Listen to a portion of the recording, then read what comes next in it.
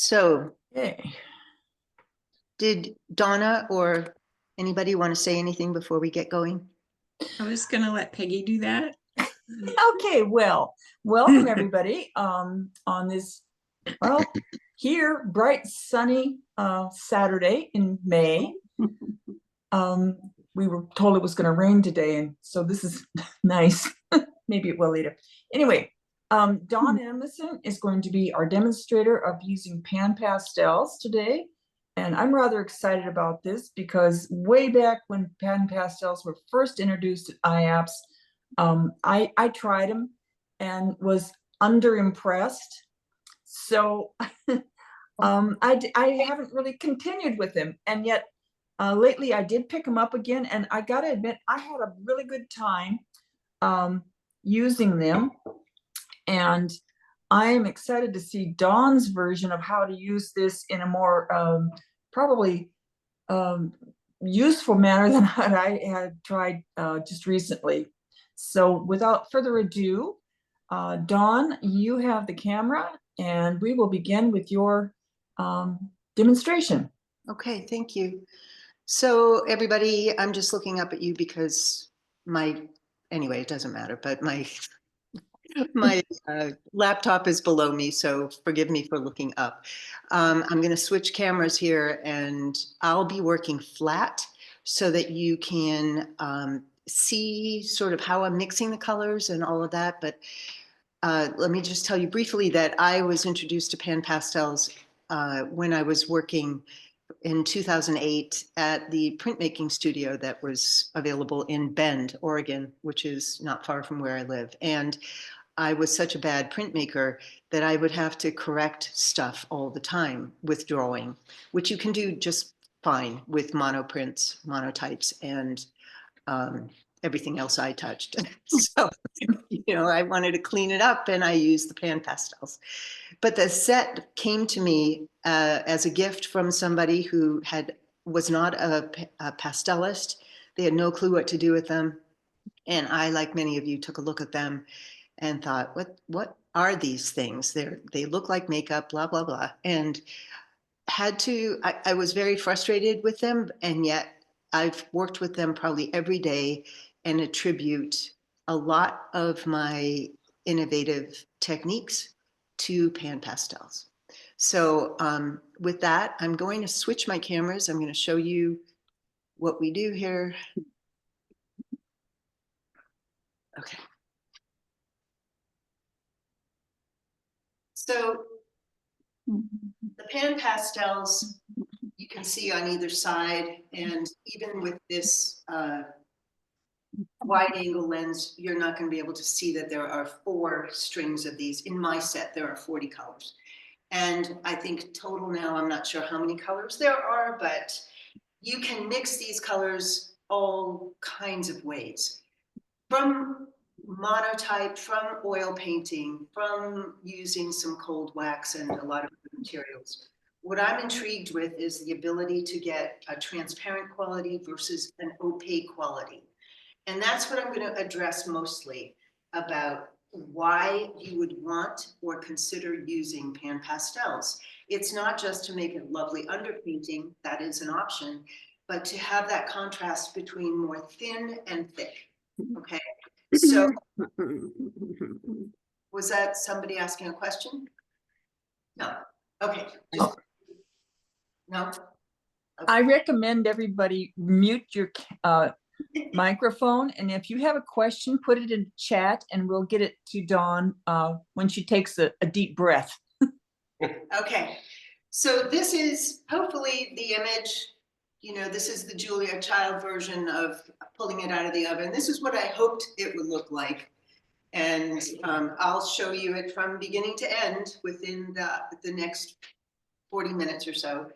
Okay, and this was an iteration from this image that was actually another process that I use. This is on clayboard. It's using oil and watercolor in the background, scraping through to get down to the finish of the clayboard with various tools that you'll see me using, adding oil pastel on top of this. I didn't want to use a photograph this time because I want to explain that one of the ways to expand my own vocabulary as an artist and to keep growing is to look at someone's work I admire, whatever medium it is, and think about how can I interpret that with pastel? What is it about that thing that I like? And how do I get there with the use of pastel? So I don't know about you, but with a pastel stick, no matter how sharp a pastel pencil is, I'm never going to get these fine lines in here. Those are scraped away with various tools, razor blades and other things. And the clay board is distressed earlier. There's a layer of some sumi ink on top of this, and I just keep building up the layers, as I'm sure many of you do when you're working with oils.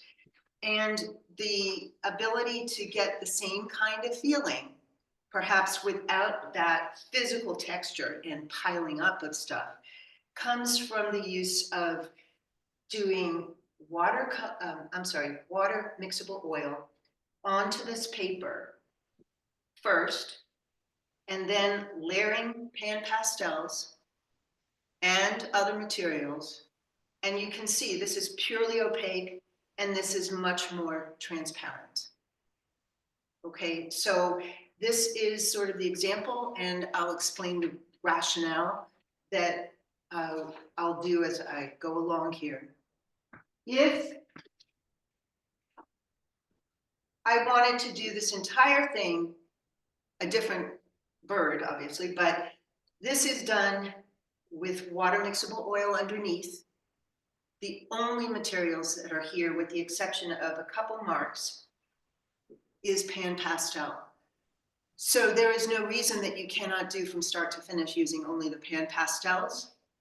And you don't need to have 5,000 colors. You can use whichever colors you normally use when you're color mixing a liquid medium.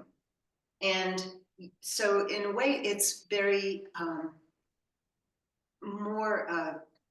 it's kinder to your pocketbook in a way. And I find that the pan pastels last a very long time. So it's not like they're going to break, and there's less dust, and they're non-toxic pretty much, except if you live in California, and then anything with white in it is considered toxic. So, you know, here, just this little mark right there, and a couple other marks, those are where I wanted the opacity. But this gradation, I've used some of the opalescent or the pearlescent medium, which is hard to show you in something like this, but you can sort of see the shine on that. And so start to finish, you can do something like this with just the pan pastels. Here, I'm using a variety of other mediums. Okay. All right, so we're going to get started. And my reference is going to be this. Nope, I'll put them right here.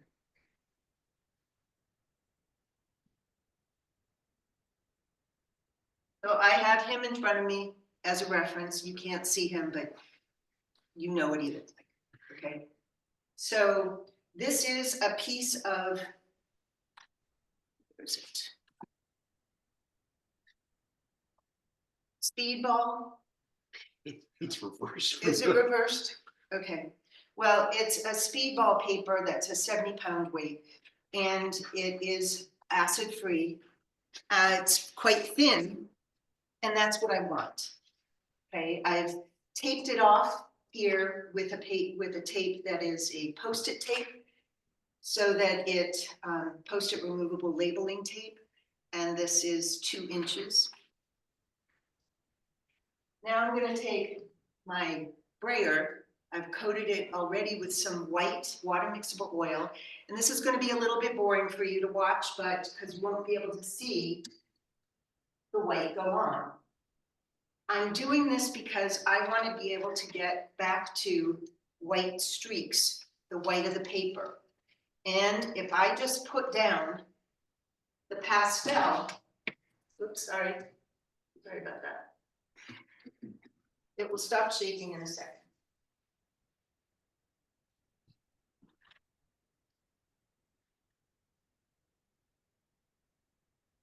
I just put down the pan pastel on top of the paper, I can't use a razor blade to scrape through because it's simply powder on paper. I would use an eraser, like a pointy hard eraser, like a Mars plastic eraser. Dawn, quick question. Could you repeat for us again, please? What is the white that you're rolling onto the paper? Where is it?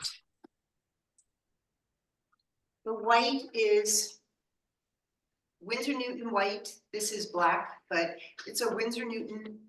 I also use the Holbein Duo white or any of their colors. And it's simply a oil paint that is clean upable with water, and it mixes with water, although there are other additives that you can put into it. I'm using it straight out of the tube. Thank you. And I don't think we said address this issue, but anybody who has a question, please just put it in the chat and either Donna or somebody will convey that question to me. You can do that at any time while I'm working. Okay, so don't feel like you're interrupting. So the only problem with the white and the camera in front of my head is that I bump it, and occasionally you're going to have bobbing up and down. Yeah. So believe it or not, there's white down here now, and looks like it's darker. Just talking to myself here. So this is the sponge I use. It's a soft sponge. It's the largest one they make. And I want to tell you something about the sponge. They are now making them gray, apparently, no longer, that doesn't. This is sort of a Band-Aid color, and this is about as clean as it gets after you use it a few times. I use a Viva paper towel or something like that, and I wipe it off. Let me show you, like this. Okay, now I can go into a color and I can put it down. So let me just show you. I'm using a very light touch. Getting that show. We have some more questions, Dawn. Sure. Julie is asking, what do you like specifically about the water-soluble oil paint? Is it the surface or texture or some other quality? It's a good question. I like it because I can clean up easily. And when I'm traveling, I just want things that I don't have to have any other liquids to deal with. Okay, I'm not a real, I don't generally use watercolor, but it's just something that I find. Yeah, I'll just check. You can put those on too. Sorry, we're trying to adjust the color here. So I'm doing the background as I'm speaking, just so that I can keep this moving along. And you see how I am using the sponge on the flat side, not on the sloped side. Okay, the sloped side, here, let me bring it up here. The sloped side, Right there, yeah. that shiny side is polished and doesn't hold. This side is designed to hold the pastel. These were made for pastel. You can use other things. You can use some of the large cosmetic applicators that are like egg shapes and they have flat sides. Those work pretty well too. But because I used to do some calligraphy, I love the flat edge. And so this is probably the only tool that I will use no matter what kind of detail I'm trying to get. Okay. So if you can see, I'm just going to be crossing over, and then between colors, when I want to add a new color, I just simply wipe it off and enter another color, or I'm mixing in the pan, mixing on the sponge, as well as mixing on this surface. There is one, this is called a colorless blender. And the colorless blender, you'll see me go into quite a bit. The colorless blender is like an extender for pan pastels, as well as for other colors, for other pan stick pastels. So it will help spread the pan pastel on here. Oops. We have another question. Mhm. Marianne is wondering about the water miscible oil and how quickly it dries. So it depends on where you live and how moist your environment is and so forth. I'm not waiting for it to dry, clearly, right? I don't want it to dry because I want to be able to move all of this stuff with a razor blade. So let me just show you. Right now I can go into it and get those lines. Do you see that? Yeah, it's there. Okay, and I can cover them back over. So it will dry within, generally where I live, in a few hours. But it depends how thickly you apply it. So there's no one simple answer for that. It depends on where you are, how heavy you apply it, and how many layers you're putting on and so forth. Okay, so I'm not trying to avoid the question. It's just that it really depends. So then that leaves us to assume that you're currently working on a damp surface? Not a dampened surface. I mean, this is wet. The ink is wet. You just saw me put it down. Yeah. Okay. So it's not yet dry and you're beginning to apply your background with the pan pastel. Yep. Okay, cool. So unfortunately, I'm fairly impatient and just don't like to wait for things to dry. So it's hard. So And someone else was, I think Janice was asking what size paper are you working on? And it looks like you taped off a portion of it. the paper originally was a 12 by 18, and this is probably about 10 by 15 or so. So working from the back toward the front,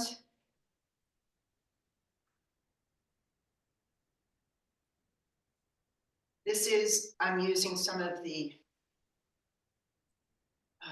colorless blender.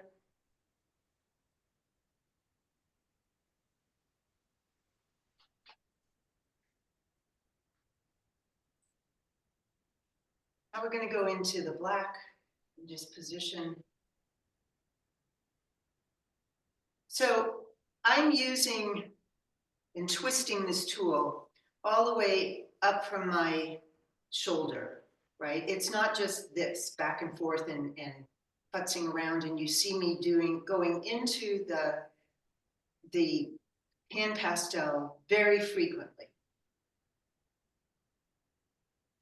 And this is what I call shape drawing, where I am, not using lines.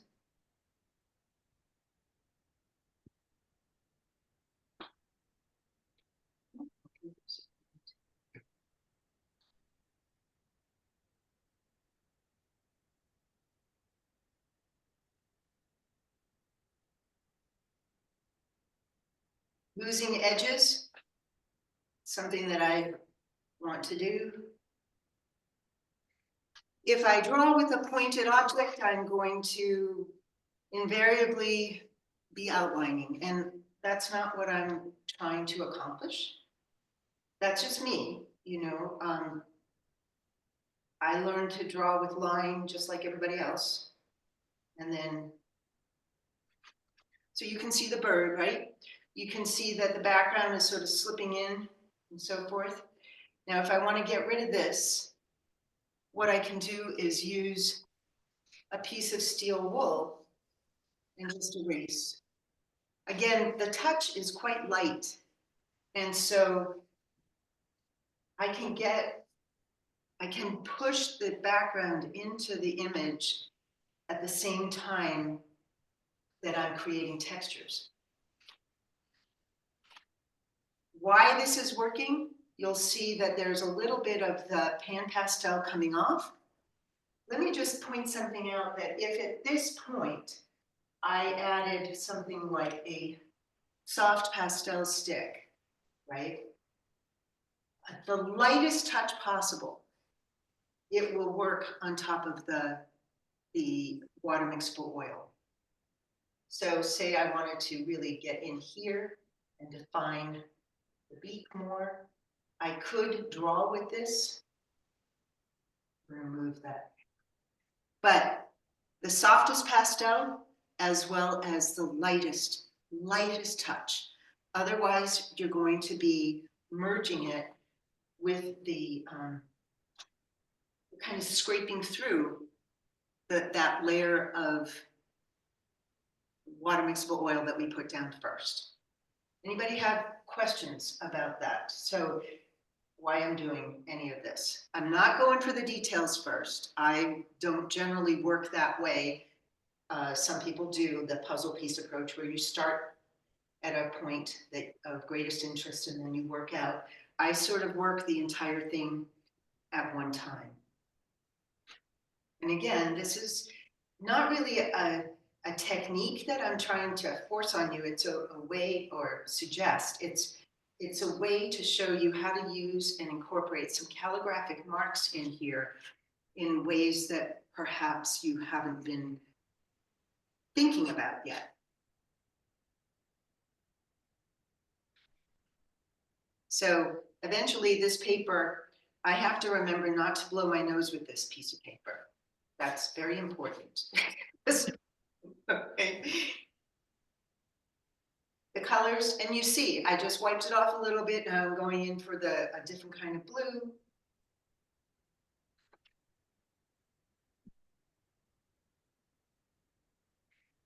What I love about the pan pastel is that you can so easily change the color that if you feel like, oh no, that doesn't work at all, you just, no problem, you just go in for something else.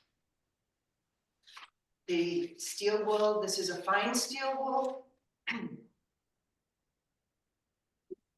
there's the wonderful razor blade that can give me all kinds of marks. Marks that you can't draw necessarily.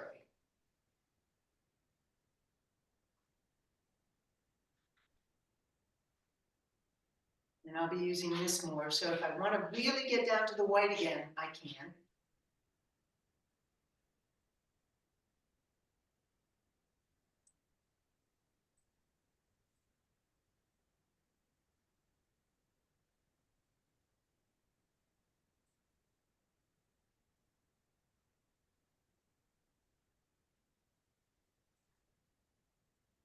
Also, of course, there are different kinds of razor blades that you could use.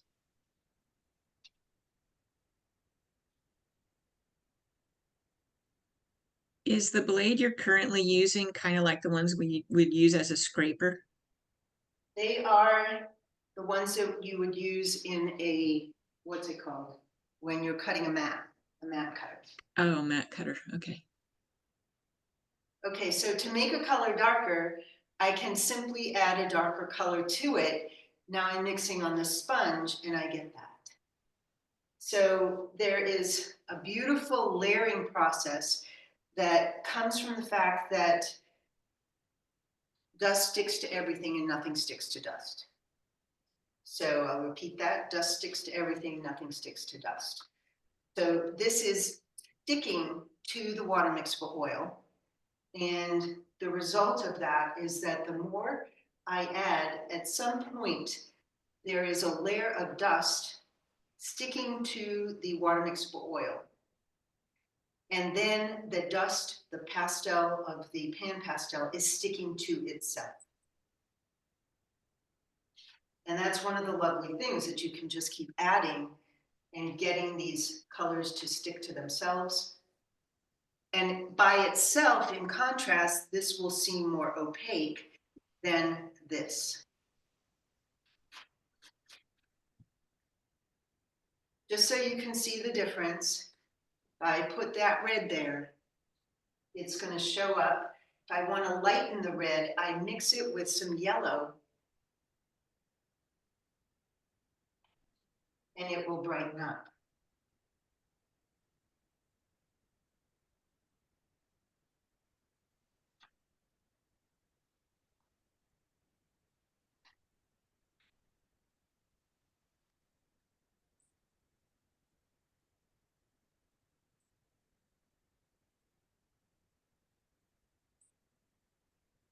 So the darker colors are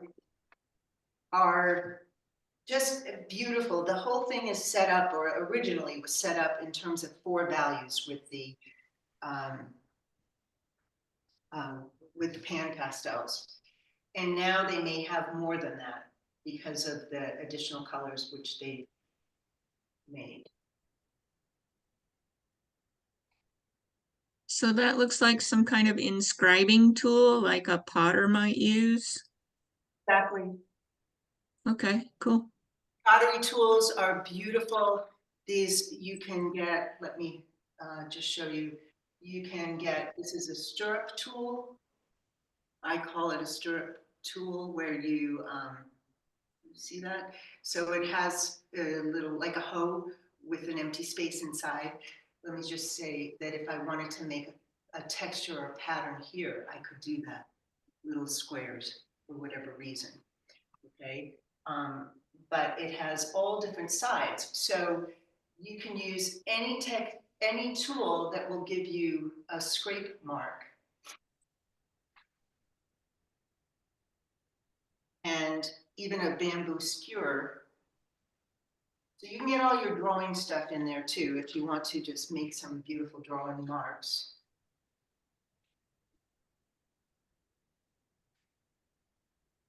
But depending on how the angle of the tip, how much pressure you add to this sponge. So I feel like it's a brush. And if you really love painting, to me, this feels like painting. It's not just drawing. Not that, I mean, part of the goal of pastel has been to look like and imitate oil. And I feel like this celebrates the quality of the medium in a very beautiful way that is kind of just part of its nature to be a powder and to stick to things. So when I layer this, you may not be able to see that difference in color, but there is now a beautiful deep red. I can add other colors when the light isn't quite good enough. You can see that. You can see it there. And I apologize that you can't see all the light that's going in, but you know, just these subtle touches make it really fun to work with. And it's very forgiving because you can keep changing things.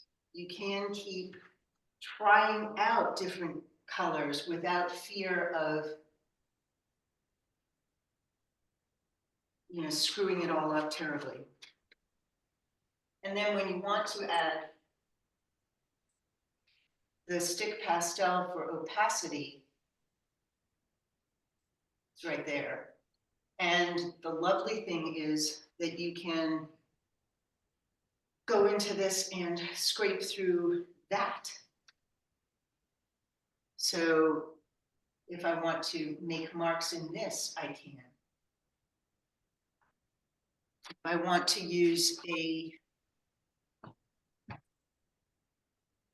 iridescent, or a pearlescent, these are incredibly gorgeous colors.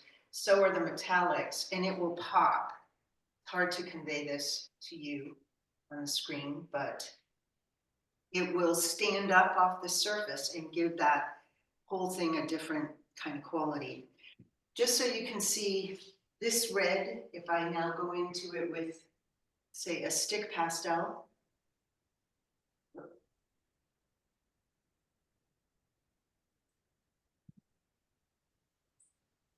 So now this is on top of that.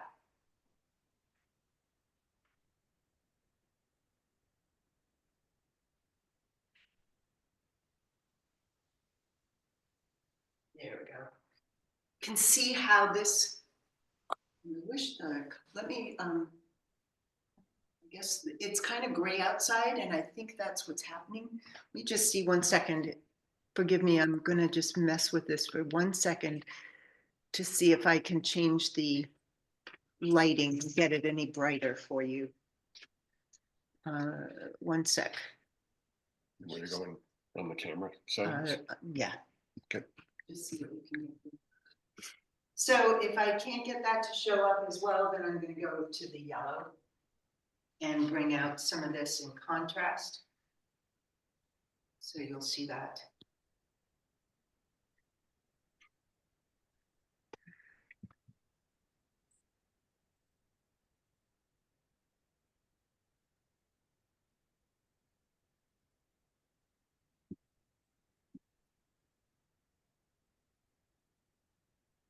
So it's really just like, I feel like I'm completely free to paint and change. Is that better?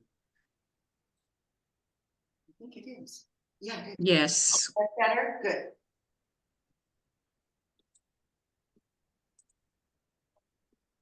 And push and pull as I feel I need to.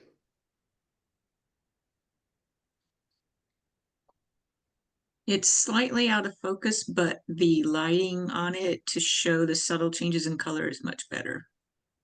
Okay. Get the focus. How's that for focus? US.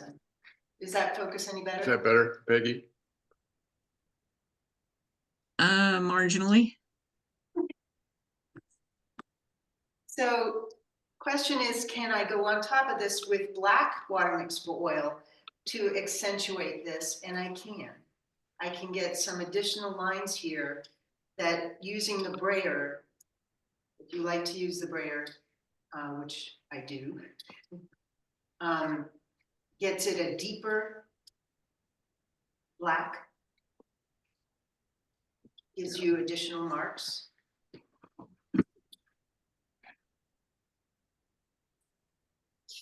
So did you go back into the focus and see if you could just adjust the I focus? can't make it much better than that. Okay, so you, oh, okay, that. Yeah, autofocus is off. If I come in, it just gets to, I mean, that might be a little better, but So what we're gonna try and do here, I'm gonna get a different razor blade. This is a stiff razor blade, and we have the option of using a very thin razor blade.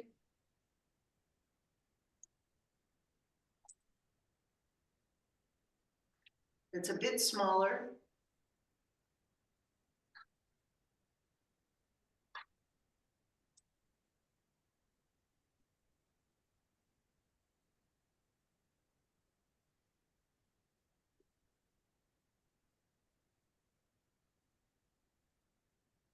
Show you about stencils. Say I wanted to imply stencil trees in the back or something like that. I can take this stencil, lay it down. I can either add or subtract the imagery of this. And I'm not trying to get the, I'm trying to get the feeling of trees, not to use the stencil just for, to show trees, okay?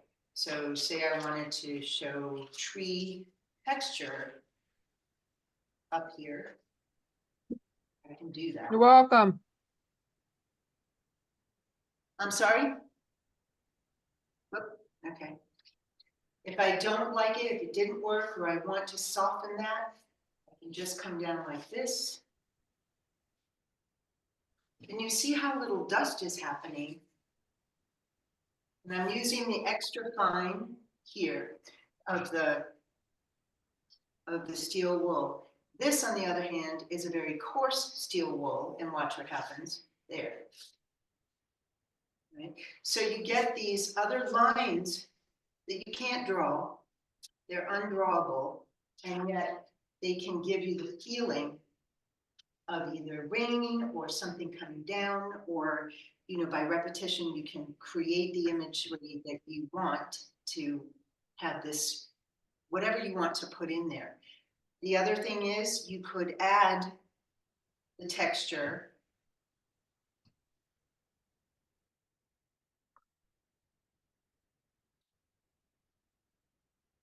As subtly or not subtly as you want.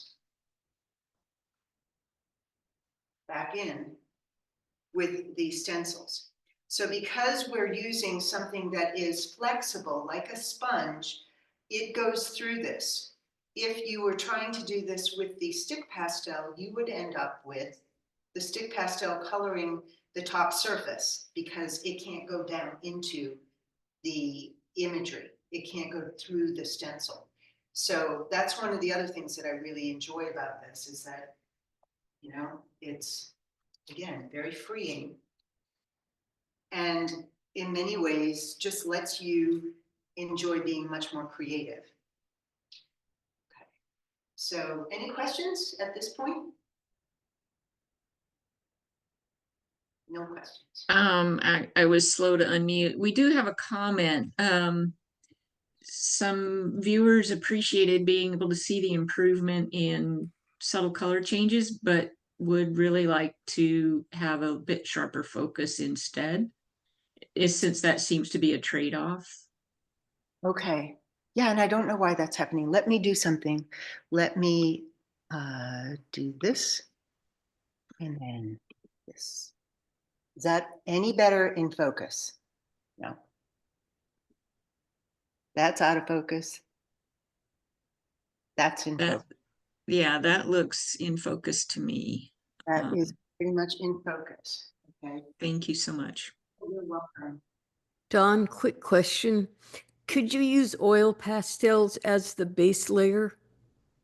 Yes, you can. Absolutely. I guess you could do anything. And that's one of the things that once you get started on this, then you realize, ooh, there is really no end to this layering thing. And I've done many images with just using the, with starting underneath with the oil pastel. And those are the kinds of things that we do in a workshop, right? Just exploring all the possibilities of what you can do and just seeing how far you can push it. So there really is no limit except your own imagination and your own ability to say, what if I tried this? Or why would I do that? What goal would I achieve if I use the oil pastels? Is that A, they will stick to anything. That's how they were designed, right? And if they're sticky, then the pastel is going to stick to it. And the pan pastel sticks so beautifully to it precisely because it is such a fine powder, okay? And that's exactly the kind of thinking that I do all the time in the studio.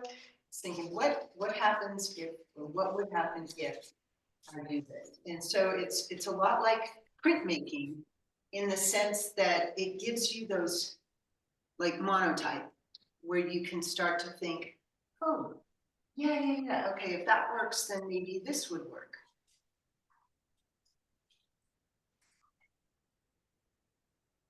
So I think you get, I'm not sure how, what are we doing on time here?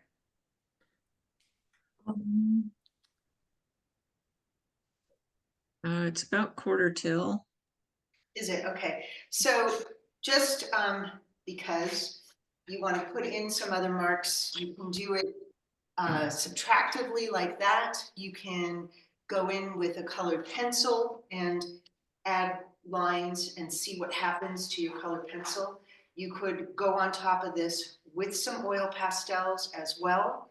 So it's not limited to just working with the oil pastels underneath. And that's what I mean. It just lets you have the freedom to explore many more options than you normally would have. And without needing to have all of the colors that, exist. And being able to keep changing and say, like this beak isn't really pointed, coming out yet like I want it to. You can continually work on this until you have to stop. The one thing I really love is being able to sign my name like that.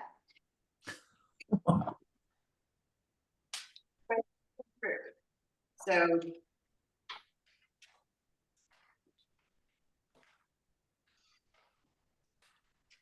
that was the paper. Yeah, I'm not doing a very good job taking this away. Okay, a couple more questions in the chat.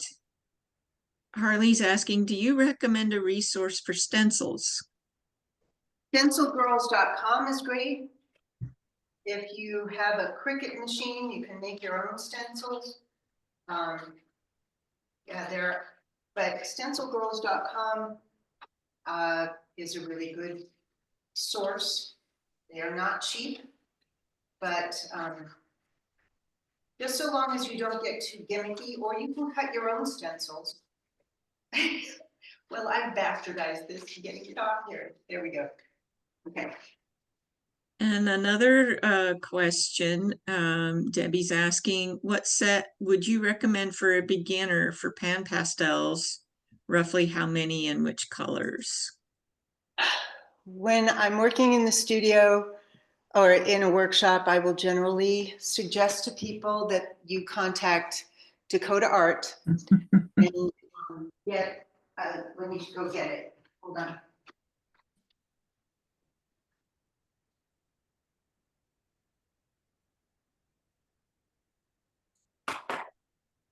This is the Dawn Emerson Color Wheel collection. So I don't get anything off of this. I just said for students, maybe you can give them a discount if they say my name, that they saw it online or whatever, order this and you'll get 10 or 15% off. And this has all the colors that you really need to get started. They're just the colors of the color wheel, and then adding black or to make darker tints, or white to make, to make shades, or adding white to make tints will get you going. And I think it's like $79. So it comes also with some sponges and the tray and all of that stuff. So it's a pretty good deal. And that's what we teach best.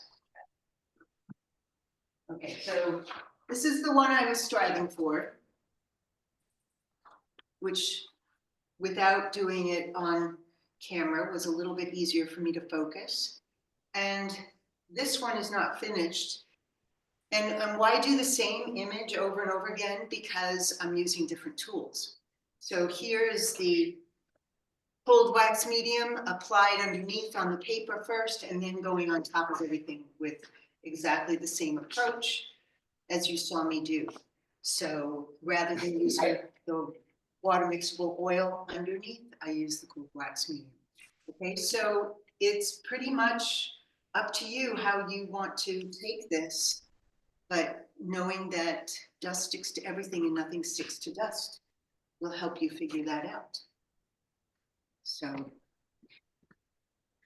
Well, Dawn, this is Peggy. I must say you have inspired me to play again with pan pastels. Good. And I too was a calligrapher. You were, yeah, it's, and obviously when you're in your own studio and you have the time and am not, pressured, just be in your happy place in your studio, especially in light of what's going on today. And, find ways to explore by, as I mentioned earlier at the beginning, imitating other people's work that you admire, there's no problem trying to do that with your pastel medium. Thank you. And it will inevitably teach you something. And trying to think about what is it that I'm doing that I want to figure out how I can get that. How do I get back down to the color of the paper? How do I do, can I scrape through? How do I improve my marks? You know, Tony Elaine has gorgeous marks. All of these people have beautiful marks, but it's, everybody has their own signature, their own way of making marks. And you just need to let yourself fly around and find the tools that will allow you to be more creative, right? Yeah. Yeah. We have a couple more questions if you don't mind. Not at all. Marianne's asking if you still frame behind glass. So with this process, yes, I would. We're waiting to find that magic thing that that can be sprayed without changing everything and making the pastels still have that beautiful, beautiful feeling of layered crystals. And but I don't know if we're there yet. But yeah, I do. We have a request to please repeat the type of paper you used for today's demo. Yes, I just saw that come up, and Okay. today I was using the Speedball. It's only a 70-pound printmaking paper. You can use any smooth surface. I absolutely love using like an 800-pound, not pound, 800 grit paper that you can buy. Whose is that? It's UArt. UArt, thank you. Mhm. Anything from the 600 on up is beautiful, but there are so many other, and the more gritty feeling something is, it doesn't necessarily mean that it's going to hold it better. The spaces between the grits are what we're looking for, and what I'm looking for. And so I want something that's really smooth, but you know, it's up to everybody to sort of experiment and see what surface they really like to work on. Part of why I use a lighter weight paper, and that could be Reed's BFK, it could be Stonehenge, it could be Arches 60, no, not Arches, it's Arnheim 1618, which is a beautiful printmaking paper, lovely white and smooth. So again, I use printmaking papers often because I'm also a printmaker. And if I want to have a monotype underneath and then put pastel on top of it, then I want a printmaking paper and it feels like home. So, but I'll also use Evalon, I'll use all of these other things because, yeah, I have all of it and have spent a fortune on all of this stuff. And my goal is to use it all up before I croak. Yeah. Lots of luck.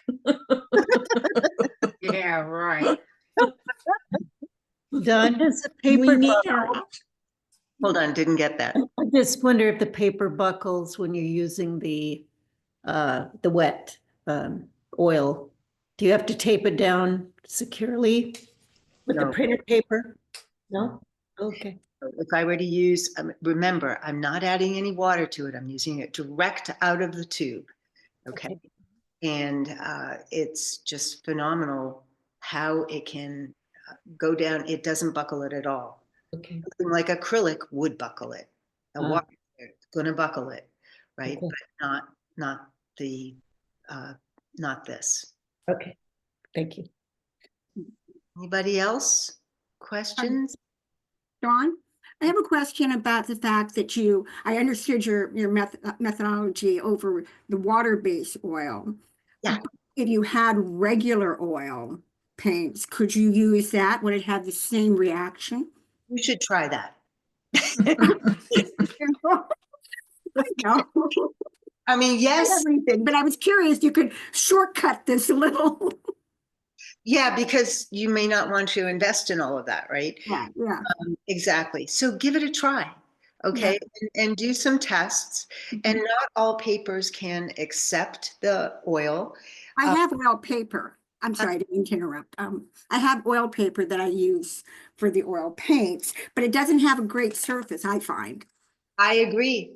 Can't stand the surface of that Yeah, paper, and Oh. it drives me nuts. yeah, As soon as you put water on it, it's awful. it kills. It's terrible. Yes. I've tried different versions of it. So, Okay. the question some people have asked me Yeah. is that how do you know it's not going to degrade the oil in either the water mixable oil or the regular oil? How do you know it's not going to degrade the paper over time? And so what are the answers for that? That if you are in doubt, put the cold wax on. Oh, yeah. Put the cold wax on first and use a scraper, a wide scraper to get it down evenly. Mhm, Tint it, you mhm. can do whatever you want, Yeah, and and let it dry a few hours. okay, Then you can go on top of it. Okay. okay. So, Yeah. yeah, the world is our oyster with now the combination of more transparent Yeah. and opaque. So think of it as hard and soft, and it just develops a much softer touch, I find, being able to use the pan pastels. I'm not breathing in as much dust, but I love my stick pastels too. And Diane Townsend Tirages and the Diane Townsend Dry Pigment Ground, all of that has Mhm, a place. So I'm not replacing anything. I'm just Right. adding to our great ability to layer. I like that this actually, why I didn't pursue the cold wax and the oils in the past, because I had all my beautiful pastels, all my beautiful colors. And so I was at that point in time, I kind of got away from it because I didn't mix them. I didn't think I could mix them. I didn't realize that I could put the cold wax with pastel and the oil with pastels. So thank you for that. I appreciate knowing that I can now go back. So just remember, if you try to put and I may be behind behind the times here, but adding the cold wax on top of any of the pastels, Right. you will be totally changing and moving around the pastel. Right. It's dust, Right. right? And it's not dried and solid that's not going to move around on you. So that is the problem until they come out with a spray form of cold wax. All right, we're still going to be stuck with glass. Yeah, well, I tried the La Croix to spray the piece for out of bounds so we couldn't put, glass over it, and it didn't work. And not enough that you worry about somebody touching it, and I thought, okay, well, not this time. Glass. So there are other fixatives. That's a whole other discussion, and we probably don't have time to get into it. And I don't want to say, use this and you won't have to glass, because Exactly. I don't want to be responsible. No responsibility intended. It was just something that it was a learning curve, and several other people chimed in about all these other fixatives, and it was new to me to put a fixative over pastel as a finishing touch. And I just thought, you know what? This is giving me agita. I'm going to put glass over it and call it a day. Well, I will say doing the same image over several times will give you, but not to copy yourself, but to explore different mediums and ways of layering and thinking about making marks, Yeah. right? Additive and subtractive qualities. How do you not get bored repeating the same thing, but you'll get looser each time too, and you'll get more familiar with all the materials that we've all collected Yeah. in our studios. Thank you so much. Okay. Appreciate All it. right. Well, stay for the meeting. If you, Thank you. I'm here. And we have a Okay. lot of thank yous popping up in the chat. I don't know if you've seen those yet, Dawn, but I haven't yet, but Julie is, thanks for a wonderful demo. Your paintings are so full of life. I love how you use color, and she's been using your set of pan pastels for quite a while and finds them wonderful. Then we well, have beautiful demo. She can't wait to try pan pastels, really inspiring, beautiful, spontaneous demo. One of my favorite demos. Thank you, Dawn. Thank you, Dawn. I can't wait to try. I see them now. Okay.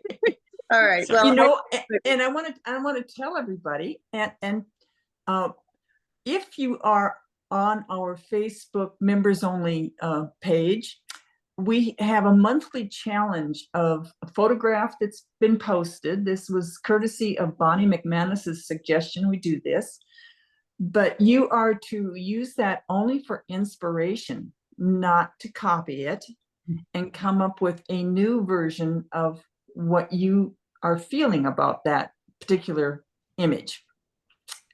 And come the end of the year, everybody that participates then will have their name drawn out of a hat.